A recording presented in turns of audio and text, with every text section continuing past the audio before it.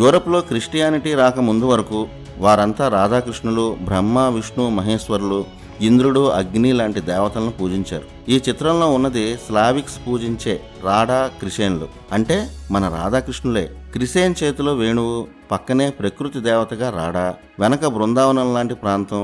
ఇదంతా చూస్తే ఎవరికైనా మన రాధాకృష్ణులే గుర్తొస్తారు. పేర్లు కూడా అవే, రాధాకృష్ణులే రాడా క్రిషేన్లు అయ్యారు. మనం భగవంతుడు అంటే వారు భగన్ అంటారు. మన మోక్షం, స్వర్గం, యజ్ఞం లాంటి పదాలను వారు వాడేవారు.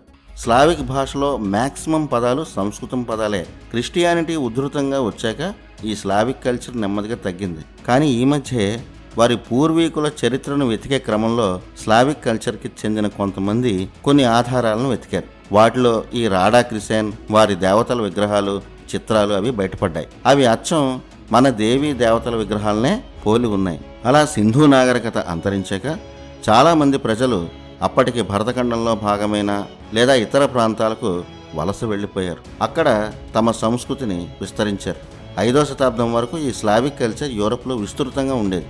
మన భారతదేశంలో కొందరు బ్రిటిష్ విధేయులు తప్ప ప్రపంచంలో ఎవ్వరూ ఈ ఆర్యుల దండయాత్ర సిద్ధాంతాన్ని అంగీకరించలేదు. అమెరికా హిస్టరీ పాఠాల్లో మన దేశ చరిత్ర ఒక అధ్యాయంగా ఉంటుంది. సర్వే ఆఫ్ హిందూయిజం అనే పుస్తకంలో పాఠాలను భారత చరిత్రగా అమెరికా స్కూళ్లలో బోధిస్తారు. ఆర్యుల దండయాత్ర పాఠాన్ని అమెరికా స్కూళ్లలో బోధించడం లేదు.